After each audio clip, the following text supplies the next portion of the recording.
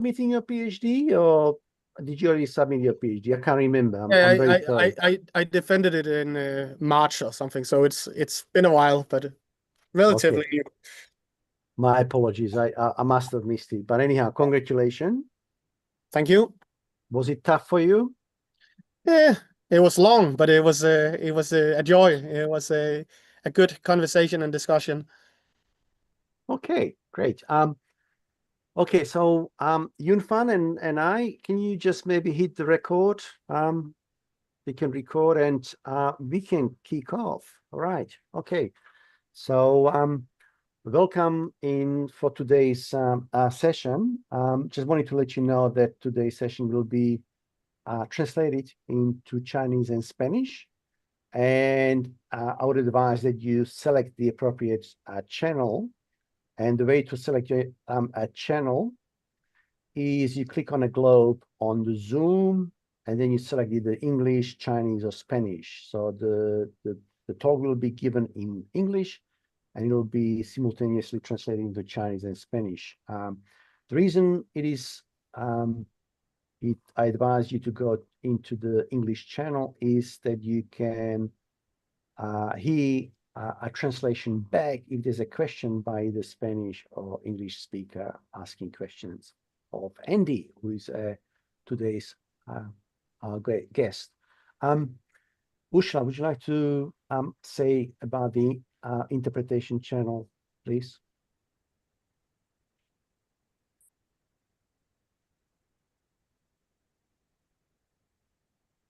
Ushla? Ok, yes. En castellano, perdón. Bienvenidas y bienvenidas a todos. Les comentamos que la sesión, como de costumbre, va a ser traducida del inglés al español y del inglés al chino.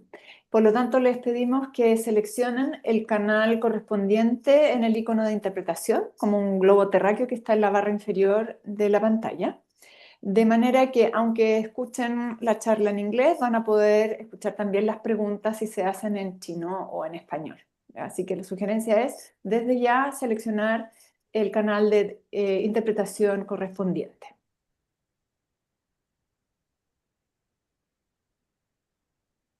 Yunfan, maybe in Chinese, can you repeat it, please?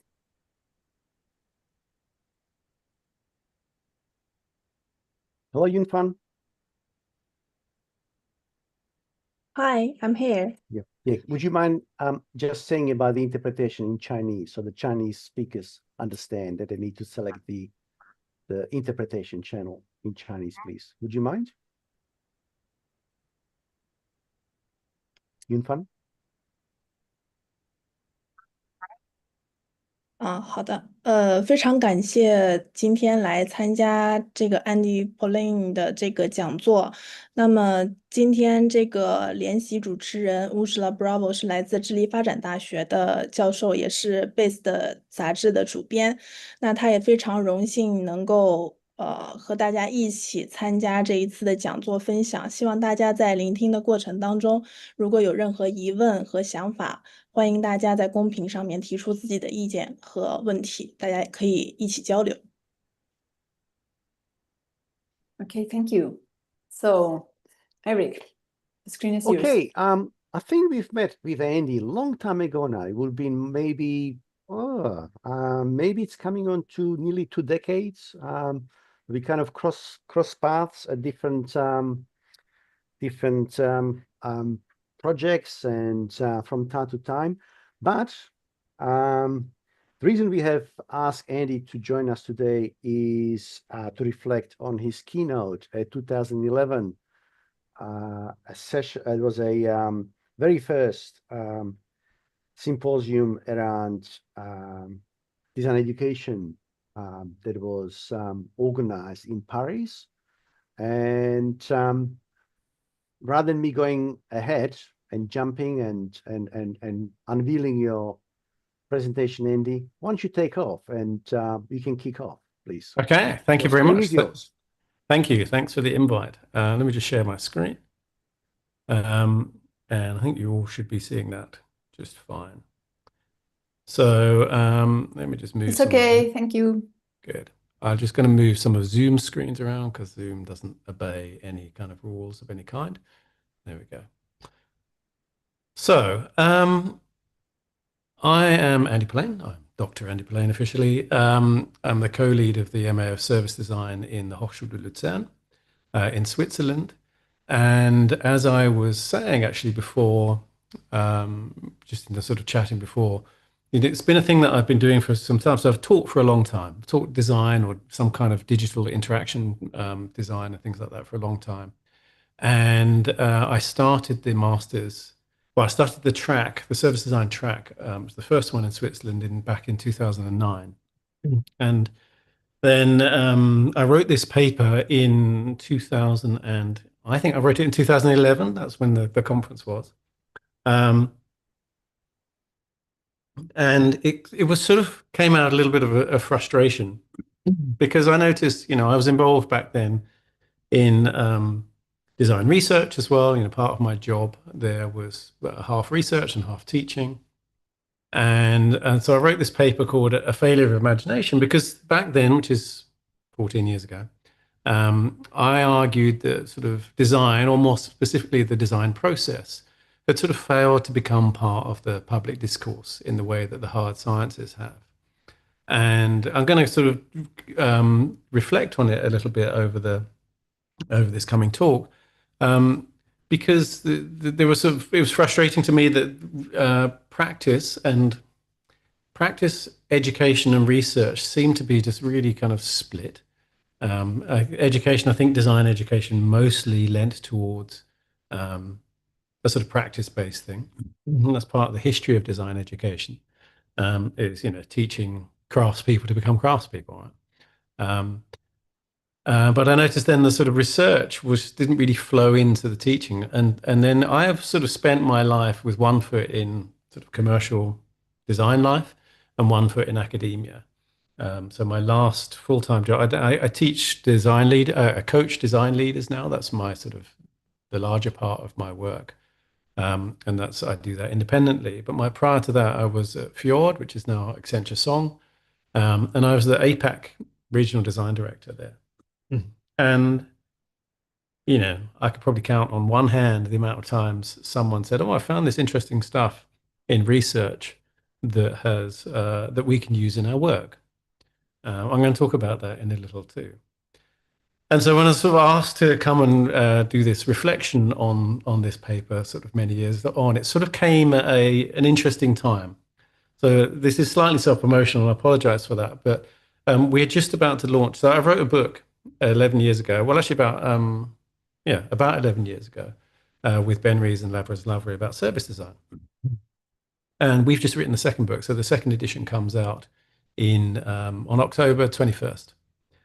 And as part of that, obviously, initially I was like, I really don't want to do a second edition. But then we kind of sat down together, well, virtually, and talked about, well, what's changed in that time? And, quite a lot. And one of the things that, I still come back to is this idea of service design in particular, but design still having a position as a sort of countercultural voice that is not really properly used. So, reflecting on the paper, there is some stuff where as I was reading it, it's like, I don't know, some of this is a bit of a straw man argument. Some of it has obviously changed radically, and some of it is, still valid. So that's what I'm going to kind of look back through. So I'm going to look at these four themes. One is this idea of the public voice of design. The second is this theory-practice divide. The third one is what I've called illusions of interdisciplinarity. And the fourth one is about sort of ethics, humility, and social impact. So in that first one, we had like 20 golden years, I would say. I think this Business Week paper here cover is actually quite a lot older. I'd have to have a look. Hang on. Yes, 2004. And this was the sort of beginning of this. I remember all of this stuff. This is IDEO, obviously, at the front, the power of design. And, there was a slew of articles around, how design is, the new thing, or how the top innovators use these secret tools of design and so forth. Right? So just as I had written this paper, about the failure of imagination, which kind of effectively argued that the sciences had, in the political realm, you hear people talking all the time in some public discourse about the importance of STEM, right? The importance of science, technology, education, engineering, and maths, and how we need more STEM subjects at the cost in higher education of a lot of the humanities, right? Their budgets got cut, funding for research gets cut. It's not seen as being it's seen as being sort of like a luxury and often sort of hand wavy nice stuff, but STEM is the real stuff. And I argued in the paper that I think most people, the sort of mythical average person on the street, would have a better idea of roughly what the scientific method is than what design methods are. Now, what's happened in between is the whole design thinking kind of boom and crash has happened, right? So we had these 15, 20 years of this rise of, well, it's 15 years probably, but I'd say the golden years are about 20. And of this rise of design thinking, it kind of made its way into the public discourse. It made its way into business, and there has been quite a lot of there's been a lot of that that's entered into the corporate world and corporate jargon.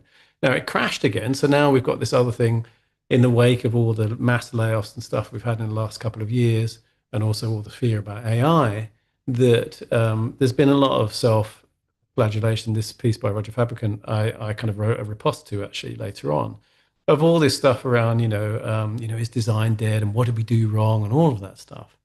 But actually, my reflection on this is, in some respects, the design project has actually been a success.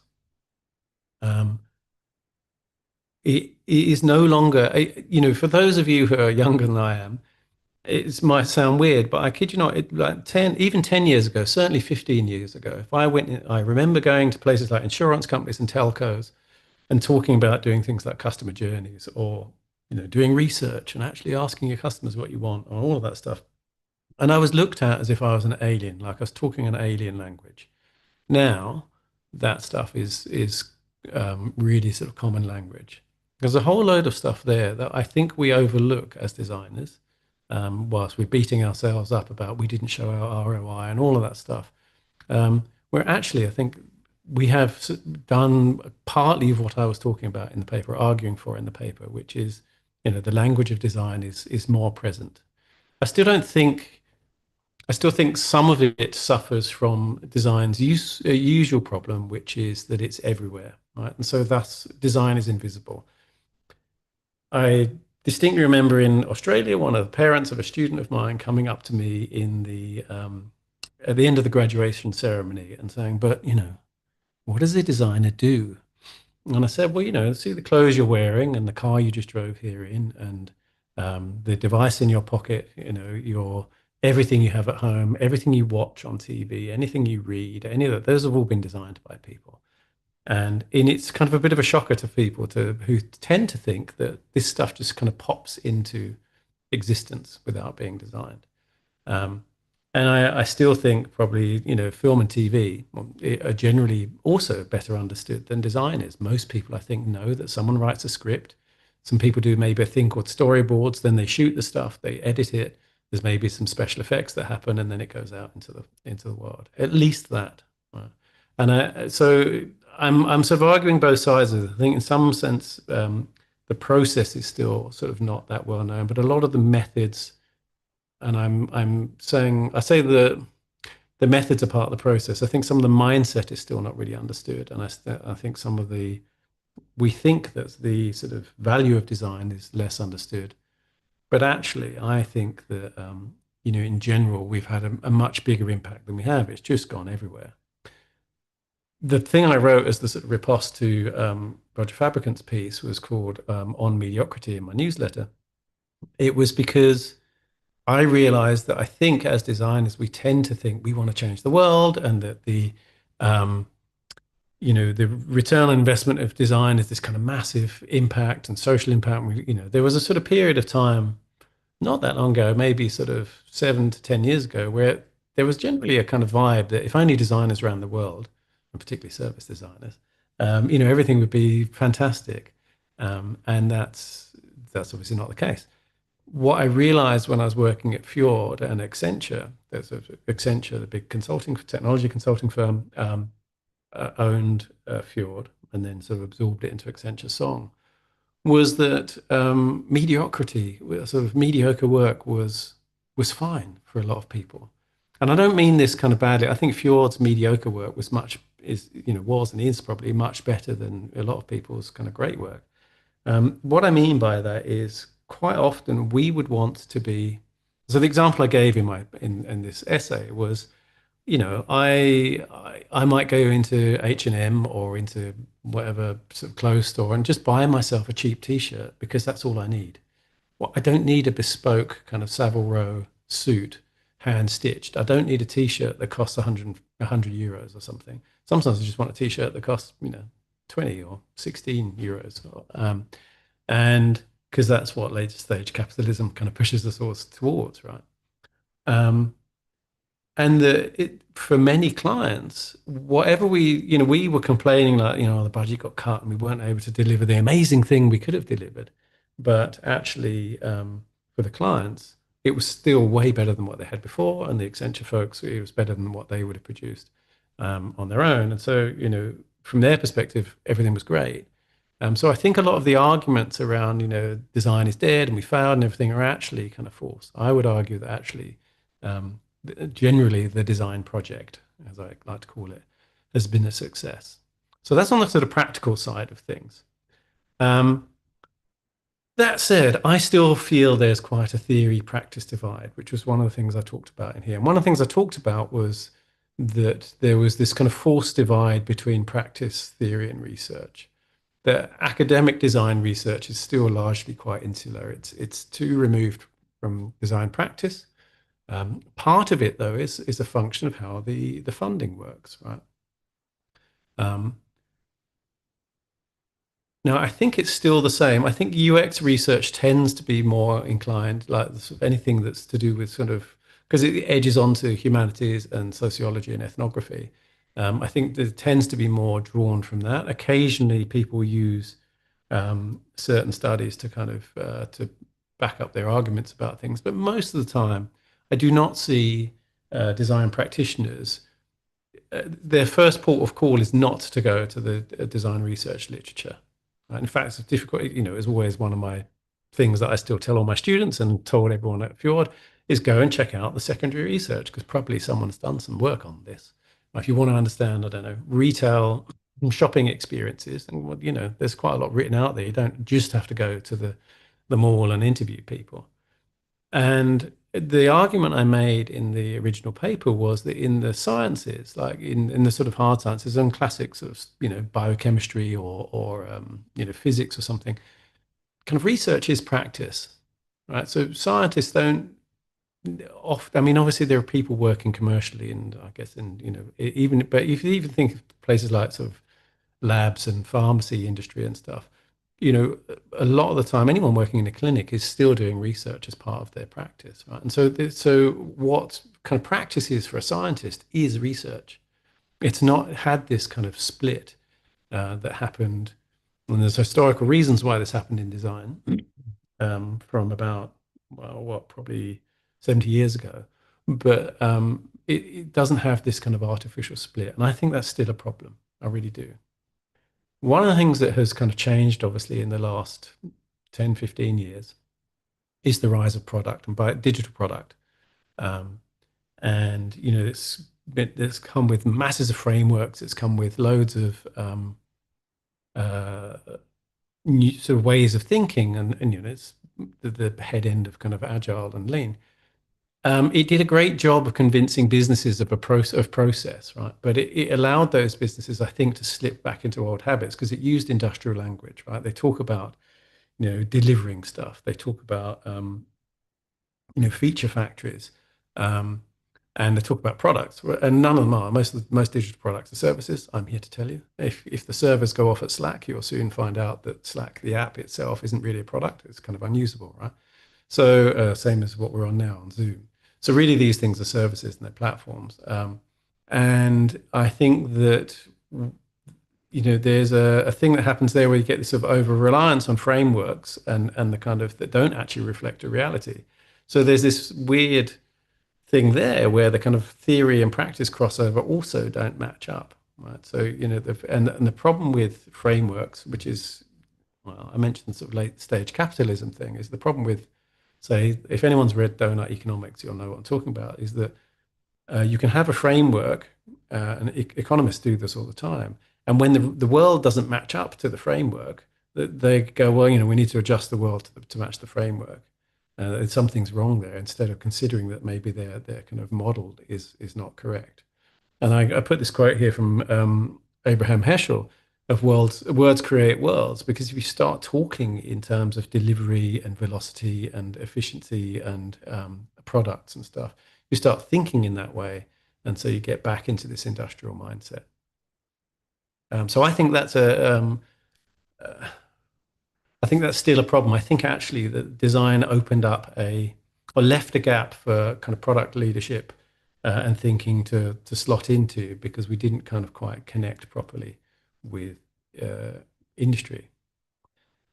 The third theme is this idea of illusions of interdisciplinarity. Now, if there are any Italians here, you might recognize what this is a photo of. This is San Gimignano in Tuscany, in Spain. And this place was famous because it had, during the sort of Middle Ages or the medieval period, well, Renaissance probably, lots of different barons and lords and so forth built these towers, and they sort of became in competition with each other. And many of them don't exist anymore. There's a city that's full of these little towers, and they basically then, try to just knock each other's towers down. And it was all about, who's more powerful.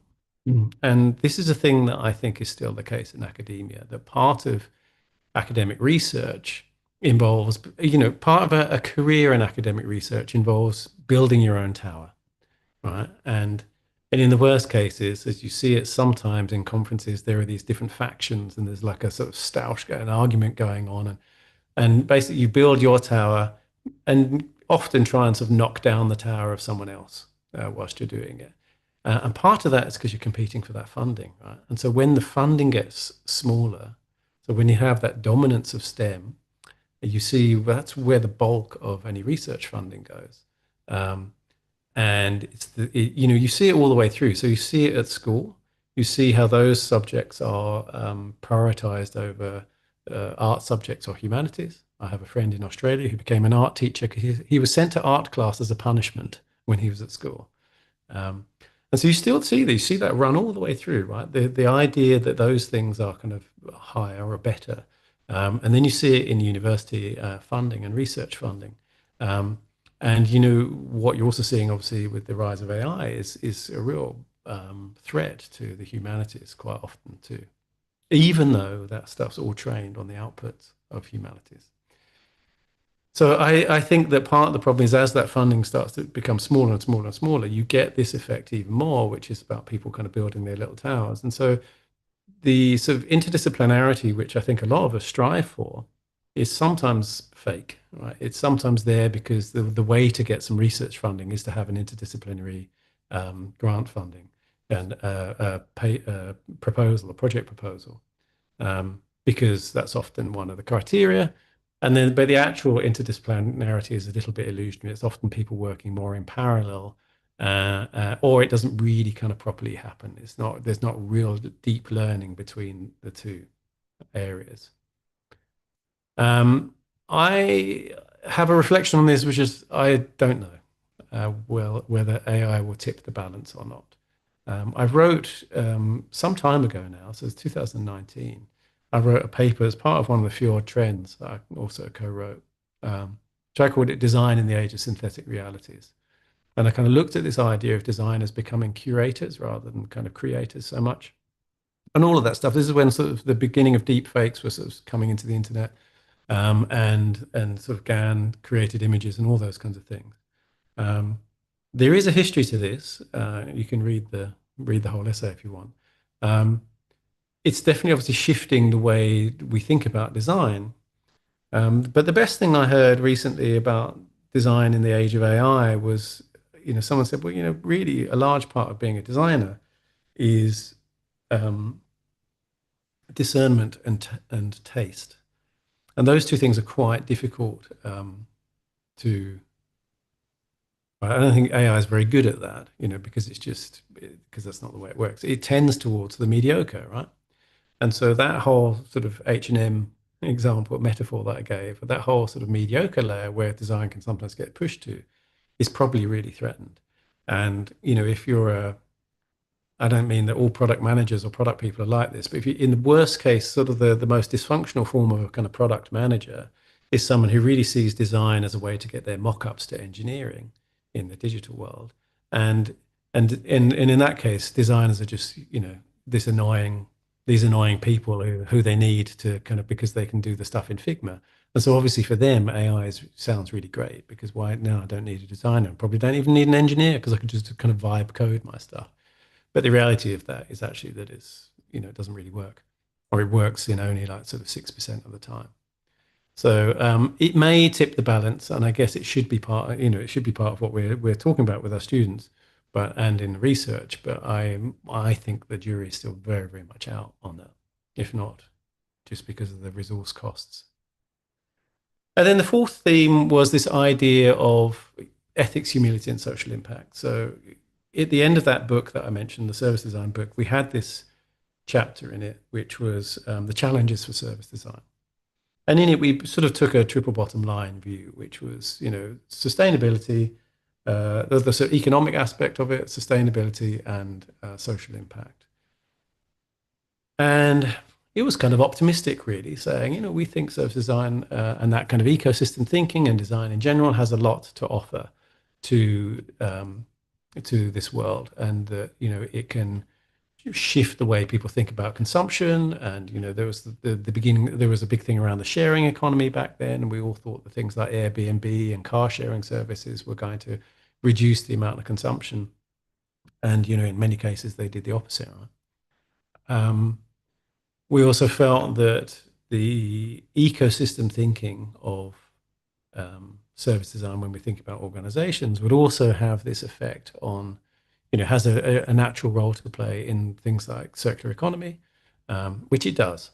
And so that has been a kind of important aspect, but it hasn't happened nearly as much as we hoped, right? As we all know, that we're not in a particularly great place on the sustainability front here.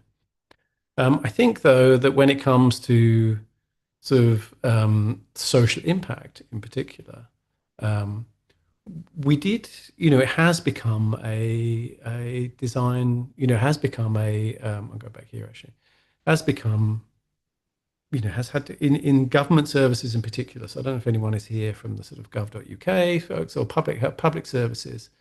Some cases in healthcare, depending on what country you're in. Same with public. So I mean, to my dismay, to see all the great work that the federal design teams did in the US get dismantled was really disheartening. But seeing, certainly in my experiences in Australia, and in the UK, somewhat in Europe, depending where you are, certainly sort of Northern Europe, Scandinavia, I think that it's really had an impact. Now, it hasn't always been called service design. It hasn't always been called design. It's been often called something else, like sort of some kind of organizational change or customer experience stuff and all of those things. There, I think there has been some real impact. It is. I'm British and I'm Australian, and I recently applied for renew my British passport, and I had to do them both at the same time, and I was amazed how amazing the UK one was. It just went very, very quick, and I really appreciated it. I actually met some of the people who were behind it, and I said, I bet there was a lot of stuff behind backstage, behind the scenes that had to happen there. And I said, yeah, there was, but it was just it just worked, right? And it's a completely boring thing to apply for your passport until it doesn't work, right? And then it's really problematic. If anyone's like, oh, got your passport, like, well, I'm traveling next week. Or next month, and oh my God, my passport's expired. Then it's like all that stuff becomes really, really problematic. And there are a whole load of other areas where design has had, if not very deep, but very broad kind of impact. Right? So people being able to access services, government and public services, in ways that are easy to use is a massive win. And so there, I think we've had a lot more impact, or as much impact as we hoped. I think that the other stuff has been problematic. I still don't think, though. So my reflection on this was whether it sort of delivered the transformation that we envisaged, or has it just become another toolkit? And it's a bit of a fake question, I think, or it's a bit framed a little bit wrong, in the sense that my answer to this is it doesn't really matter, right? I think it doesn't really matter to the end services whether it's another toolkit that people see as like, oh, well, this is a way to deliver good services, or whether it has the words design or service design on it. It kind of matters to us as a profession much more, and perhaps to our egos. But in some respects, the fact that it isn't a separate thing from everything else is actually really positive. And in many respects, the question of like going back to that original paper of not the original, the thing I was saying before around, design's ROI, and have we, all those millions of LinkedIn posts about, have we failed to show our ROI? It's kind of a bit of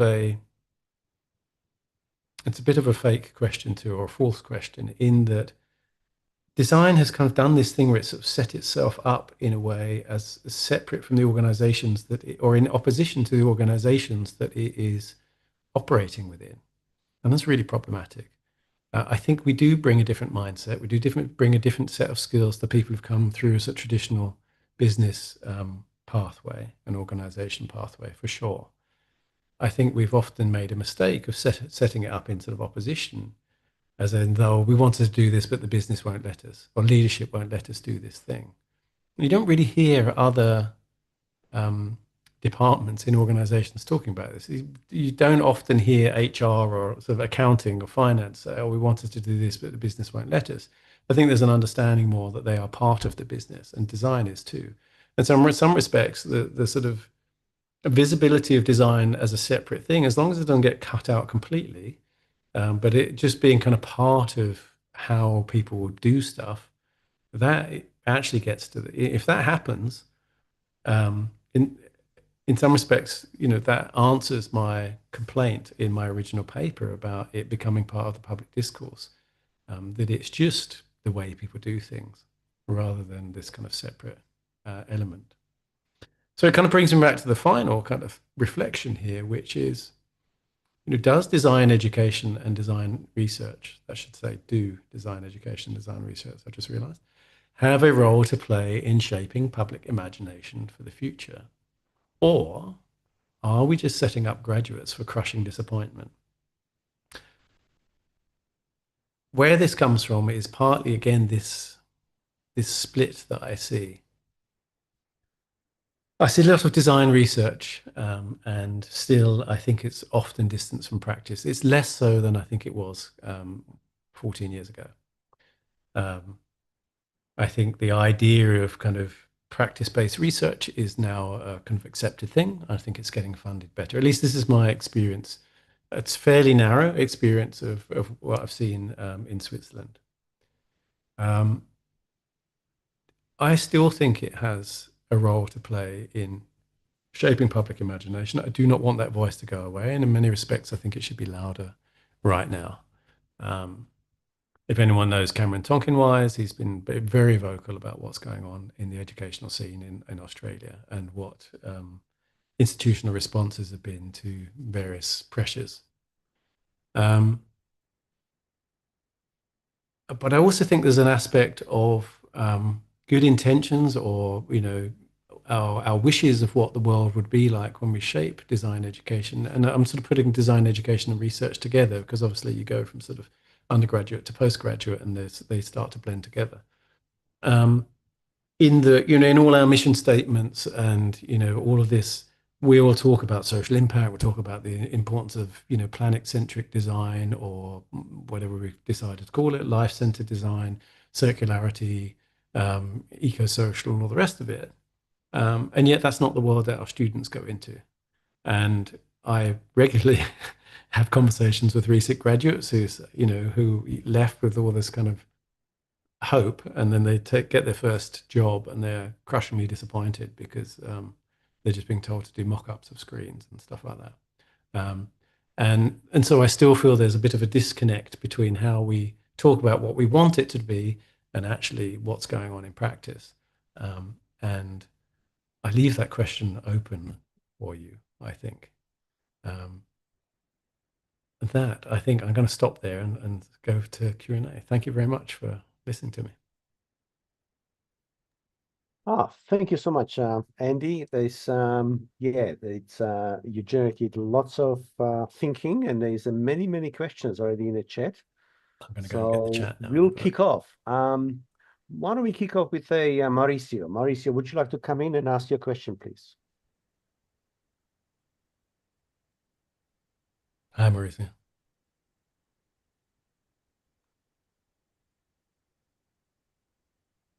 Hello, Mauricio. Maybe have lost him. Okay, we'll come to Mauricio later. Can we go to Clive? Yeah, thanks, Eric. Thank you. That was fantastic discussion, Andrew. I'm hugely impressed, and I think you've hit upon some very salient points there. I work at the Open University, and they too kind of suffer this thing of how relevant is your research to the scholarship of teaching and learning? Yeah. And if my particular interest is actually working with school-aged children in terms of how art and design is taught in schools, and very often my proposal is, well, yeah, you can talk about it, but unless you get students actually involved in actually doing something, constructivism, active research, active learning, then frankly, it's hardly surprising that so many of them are turned off by it and end up not doing design. So in that context, in my own mind, I find it very difficult to relate to what the Open University requires in terms of an application of the relevance of the scholarship of teaching and learning to what I'm trying to achieve in terms of direct research, which just gets students involved in doing things. So, yeah, I don't know. Is that was just a sort of comment, or was there the question in there was? Yeah, well, there is a question: is that how can attitudes to current approaches to design research relating to the scholarship of teaching and learning be distant from a requirement to actually conduct research that sits beyond that for its own rewards? So I think if I understand you correctly, you're saying that the sort of research you would do to actually get your funding and keep your job and all the rest of it, we all, if we're doing design research, most of us are sort of basically getting funding in order to pay for our own salaries, which is this kind of weird thing, and therefore it becomes disconnected from actually stuff that would be useful in the practice of teaching. That's precisely yeah. I mean, I don't have a kind of magic wand answer to this, because I think it's a systemic problem, right? I mean, it's really what it is that the solution to that is to reframe the criteria through which design research or research gets funded, right? So that it can be, you can do some research into something that is applicable to practice. It's changed in Switzerland. I don't know where there's people from all over the world here, but one of the problems that used to be the case in Switzerland is you had sort of basic research, right? So the kind of research that's generating new knowledge. That's often the case of humanities, but also in the sciences. And then you had sort of applied research, which engineering is very kind of heavy in, which is we've developed this new technology, now we need to kind of work out how to commercialize it and stuff. And that was often the private-public partnership. And those in Switzerland for a long time were the two pots. And design is somewhere in the middle. Yes. Right? So the idea of we want to do some research, and we want to do some stuff, want to make some stuff, but we also want to kind of generate knowledge out of making that stuff. It didn't fit in either of the pots. And it has changed now. And I think that's one of the reasons why my colleagues are in a slightly better place than they were back then. I don't know that that's a thing that we can kind of change from our end. Apart from, one of the things design is really good at, and we sort of forget it, I think designers forget it all the time, is really good at making abstract things tangible. And so the sort of show don't tell aspect of sort of making a thing and showing it and demonstrating its value it can be very, very powerful as a sort of persuasion tool. But there you have this weird thing that my old dean of research said to me once, said, well, you can't like ask for, you say, oh, I've got an idea of how to build a rocket to go to the moon. Can you give me the research funding on it? You have to be standing on the moon and say, can you give me some funding to tell you how I got here? You know, and that's the problem that we always suffer in, I think, in design research. Yeah, that's very good. That's great anecdote. Yeah, thank you very much, Andy. Yeah, I found that inspirational. And I'll make a considered effort to look up some of your writing. So Okay, thank you. thank you very much. Thanks very much. Thank you so much, Clive. There's a question from Mauricio, and he's in it's 5 o'clock in the morning at his end, so he's not able to speak. But I'll read his question. So it goes like this. It's in a chat. It says, "Thank you for your reflection, Andy. The theory-practice divide is getting worse. I also see design scholars moving fast to study issues of sustainability, transitions, important topics, but I wonder what the impact of this is and how useful it is for designers and design leaders who have other priorities. What should design scholars be doing?" And I can copy it and paste it also. No, I can see it. I can see it in the chat, actually. Great, okay. Yeah, hi, Maurizio. Nice to hear from you. And I'm sorry to hear that it's getting worse. I wonder how much of this is a sort of publicity and marketing thing, as in that maybe the research would be actually useful for people if they just knew it was there. So I think part of it is, you know, it's a structural thing again. If research is locked away in paid for journals, right, it doesn't get seen. You know, in service design, we've got Touchpoint, which is still a paid for thing. It's not nearly as expensive as some of the journals and journals access. I mean, that whole thing is a complete scam, right? The whole journal and kind of conference thing is a whole other thing we talk about, but that's really problematic, right? Because it locks up that knowledge in inaccessible places. And so that's one thing, right? Is to just get the stuff out there more publicly. You know, publish it publicly. You know, I'm a massive advocate for open access because you know, particularly for publicly funded stuff. So that's kind of one thing. And I wonder if, you know, there's definitely some more I think that researchers could do in saying, hey, we've done this research, we found out this stuff. This is how it applies to practice, as well as, you know, the usual conclusion of a research paper is we need some more research on this, you know, because that lines up the next grant funding. But I don't know that I see so often this is how this is useful in practice, right? Or even to sort of approach people in practice and say, hey, we've got this thing we've discovered, or we've got this framework we've developed. We think it might be useful for you. I don't often see, I mean, occasionally do, but I don't often see that stuff on LinkedIn or on, you know, just published in, you know, various newsletters and things like that. I mostly do see it in the research. That's people like Indy Young and Sam Ladner and those folks. That stuff often flows in. EPIC, the ethnography conference, is one of the places where that really does flow into practice. But I think we could kind of do a better job of getting that stuff out there. And actually, you know, it sort of goes back to the original point in the original papers. We could probably do a better job of getting that out there, sort of into the general world, into the press and stuff like that as well. I mean, no one's going to kind of publish a newspaper article about a kind of design framework necessarily, but what they are going to publish is an article about how this research drove this piece of practice that then had an effect on people. So that's what I think we could probably do a little bit more of. Thank you, Andy. So we go to Yunfan, then afterwards we'll be going to Yunfan has questions, then we go to Leanne, and then we'll go to Noel. So Yunfan, can you ask your question, please?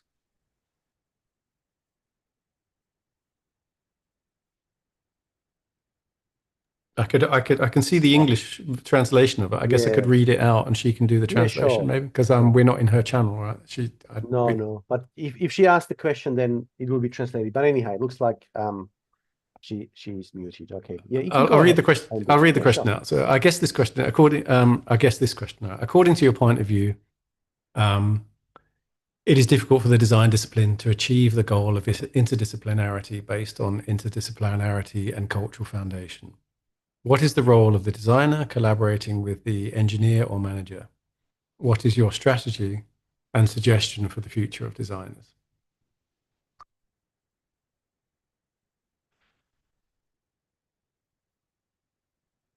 So, in the best projects that involve different disciplines, and I think it's important to perhaps, let me just start again. I think it's important to recognize that design is inherently multidisciplinary, if not interdisciplinary. Right? That there are it's dominated by big tech. So we talk about design quite often. I've talked about it a lot today. It's a lot of digital stuff, but obviously there's product design, there's fashion design, there's architecture, there's interior design, there's systems design, there's strategic design. There's this massive range of stuff out there that is or is not affected by kind of big tech.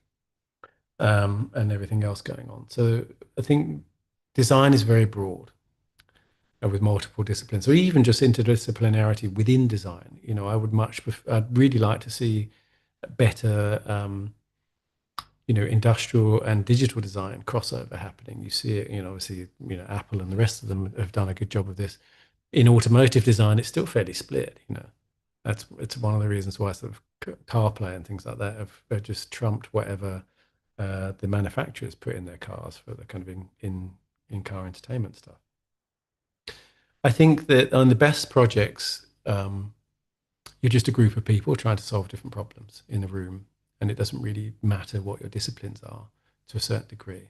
I think true interdisciplinarity comes from what Simon Penny, who's an Australian guy, once said. It was, deep humility, deep professional humility.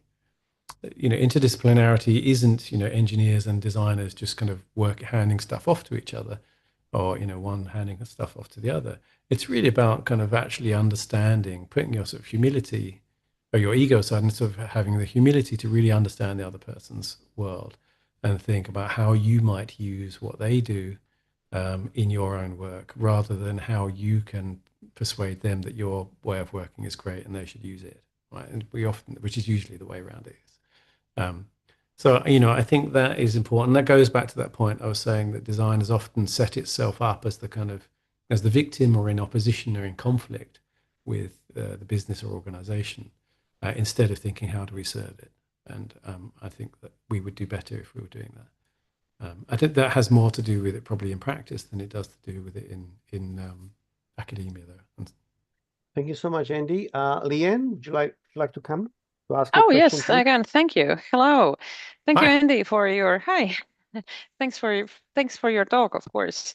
I was listening, and I had a also observational thought that there is a lot of tool learning, let's say, or the way how service design programs have been built and cultivated for these years. They have been centered about from the tools and methods, as you also noted out. And I'm thinking that just observing what happens also in educational marketplace, how new programs are opened and launched and old ones are being redesigned, I still wonder that from a practitioner's and also a researcher's perspective, what, in your opinion, is most sort of healthy level of intervention in these programs, or basically in this journey, where and how to teach it, study it, learn it, sort of facilitate the learning of service design? Because this method part, it seems like simple one. That's how programs are made. But also what you mentioned, it's much more about everything else, and it's not about new methods like AI coming in or whatever, but about all those intangible and rather philosophical aspects you were touching. So yeah, how do you see where would you start? So it depends on whether you're talking undergraduate and postgraduate. Exactly. So where to start? Yeah. I would like to see more service design, in particular, obviously, in undergraduate, because I found actually it's quite hard. Once people have done their undergraduate, they're kind of somewhat set. I found it easier to They are teach. stiffer. Yeah. They're more sort of molded, right? Yeah. It's easier to kind of teach undergraduates who are kind of open to everything. It's sometimes, not always, sometimes harder to teach postgraduates who are really, stuck. Well, I did engineering, so now I see everything through that lens. We have this conversation all the time, my colleague and I, Daniela Catalanotto and I, about, what should the content of the course be? Because it's tempting to teach all the method stuff because it's very practical and you can go, this is how you do a service blueprint. And this is how, it's very comforting because they're the sort of tools and methods. And some of that, obviously we do teach that. And there's an expectation, I think, from students that they learn some of the how do I do this stuff. But obviously the how do I do this actually happens in a context normally, not just abstractly, in a classroom. And so a large part of what we teach is about sort of organizational change. And I teach a thing called leading conversations, in the recognition that, well, if anyone's seen me talk about sort of design leadership and stuff, I go on about this all the time, that sort of 95% of your work is relationship stuff, right? It's people stuff. You're right. I could teach you the methods of service design in a few days, or in a week or something, and I have. But that doesn't teach you the sort of rest of it, right? And so there's three parts. There's the methods part, the tools. It's like showing someone this is how a screwdriver works, this is how a jigsaw works and stuff. And obviously there are craft things to this as well. This is tricky, and you want to watch out for these bits, and this can sometimes not work how you want it to. And then there is the kind of people part of it. Then there's the sort of mindset part of it. This is how you think like a service designer, and this is what it means to see things in ecosystems and see where they're connected, and how to zoom in and out, and how to avoid the kind of boiling the ocean problem of like, we want to change everything, and where to kind of set your scope on all those things, which then connects to the people stuff, because the sort of people in relationships part is and how to have those kinds of conversations. And I call it leading conversations because some of it is around how to sort of facilitate stuff. Some of it's about recognizing that you cannot actually do the work of any design actually, unless you've got people aligned. I make these little kind of coaching reflections videos, and I made one recently about politics, and people are often like, oh, I wish I could just do my work and not do any of the politics. But the politics is the work, right? Getting people aligned and getting people behind an idea is as much part of the work as being able to kind of actually execute the stuff, and because you can't execute it without that. If everyone is arguing about stuff, different stakeholders aren't on board, and someone senior just decides that we're not going to do that, well, then you can design as many services or anything else, products as you like, but they don't get out there in the world. So you haven't really delivered the service. You've just kind of designed the idea of one. So I think it's really important to teach that part of it too. So those would be the kind of three sort of pillars for me, if that helps. Super, Pretty thank nice, you. Yeah, pretty nice, Andy. And yeah, it's quite difficult to bring that conflict into the classroom, I imagine. So you might get fired for that, making students discomfortable. No, would you like to come in, please? Yeah, hi. Thank you so much for organizing this, and thank you, Andy. It was a nice way to spend our morning here. I kind of had a question that was more of a request for your reflection. As you were speaking, a lot of the symptoms that you were kind of describing, and this increased, division between theory and practice and all the others, seemed to me almost like a natural expectation of the like academization of design, and it being, I don't know. And I just wanted to kind of get your reflection on that. If you feel like that has any place in the conversation, are we to expect this since we're becoming like part of the academy more and more? And well, hi, Noah, by the way. And if one little addendum there, sorry. And if so, can we benefit at all from looking at other practice-based disciplines that might have navigated the challenges that they had? Yeah. So I'm very biased because I studied film. I originally wanted to be a film director. So I studied film, photography, video, and this new thing called digital media. This was like 1990, 91. And I still really like the film model because it involves all the things I talked about. You need the craft skills.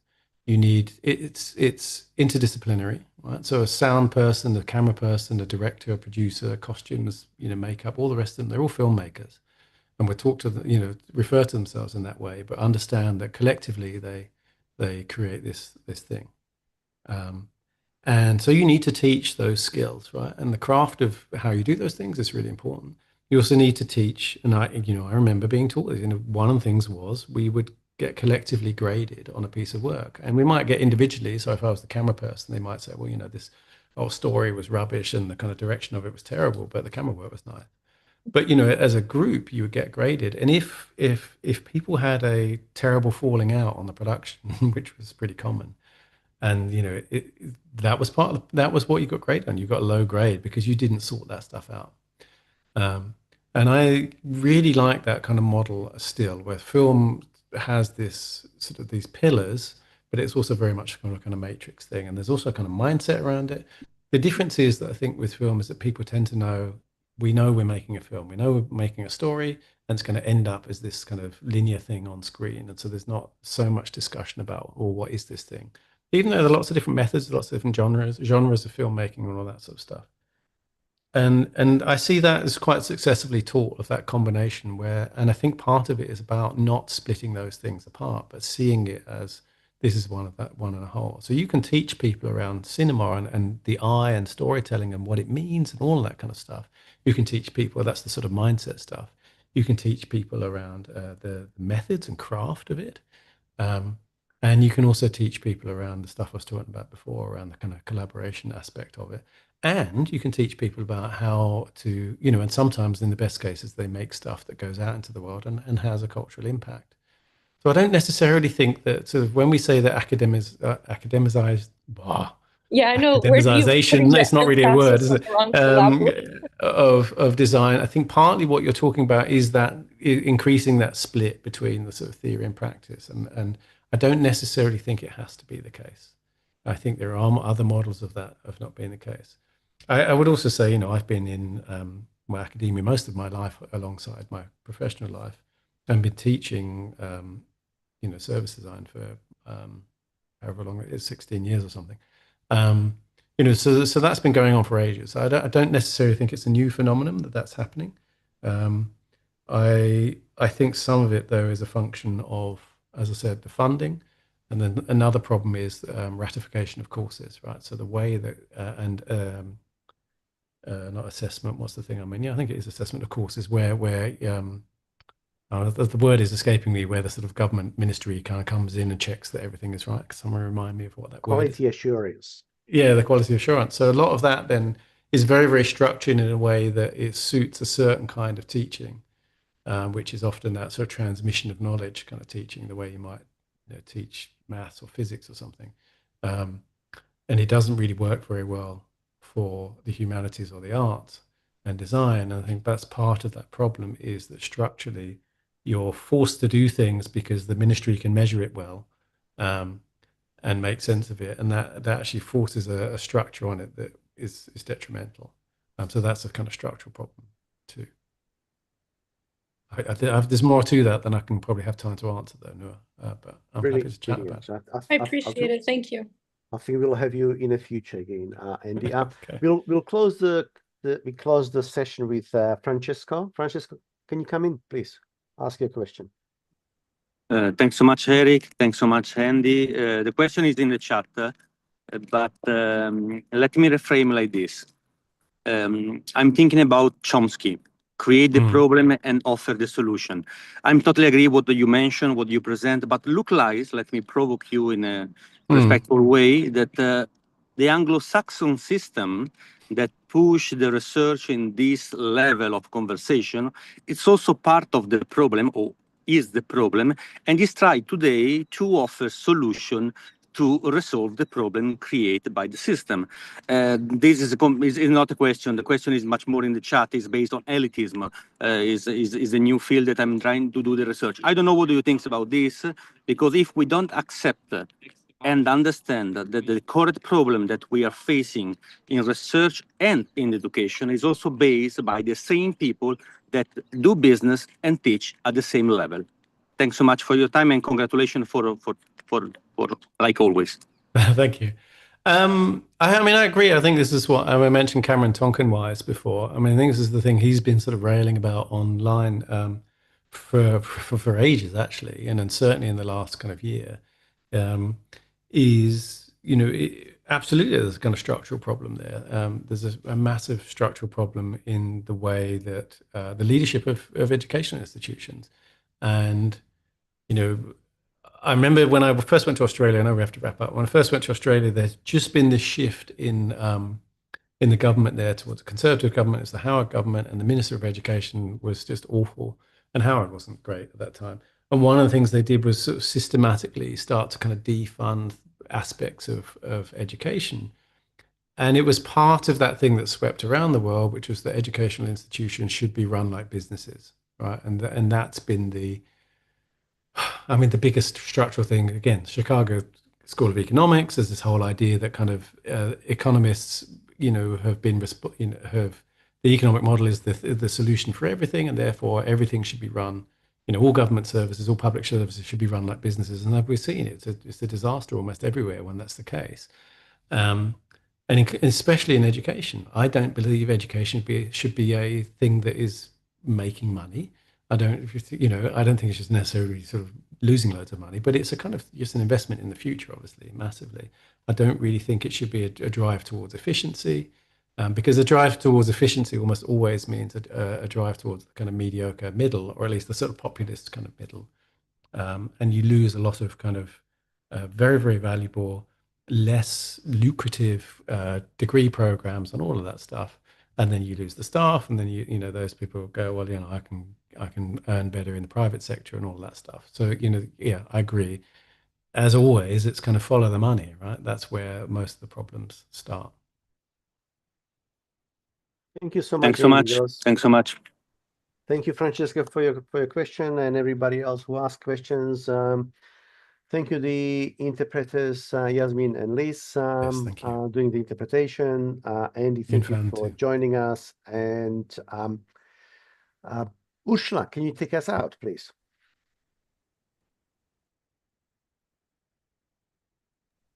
Ok, bueno, nada, muchas gracias a todos por sumarse hoy. Yo los quiero invitar, antes de cerrar, a las próximas charlas de Design Literacy, que serán, las últimas del año. El día martes 4 de noviembre, Giovanna Daniés, autora del libro Biodesign for High Schools, vendrá a presentar esta metodología que de alguna manera combina el trabajo científico con el pensamiento de diseño para desarrollar talentos STEM en la escuela. Y en noviembre 25, Mauricio Mejía, que presentará Design Ability, Expertise and Mindset. Y ahí les dejé el enlace para que puedan desde ya inscribirse. Así que muchas gracias nuevamente, Andy, por tu presentación muy interesante. Creo que nos has hecho reflexionar a todos. Has generado una muy interesante conversación. Y los esperamos a todas y a todos en nuestra próxima charla del 4 de noviembre. Okay. Thank you so much. Thank you for the invite. Thank you.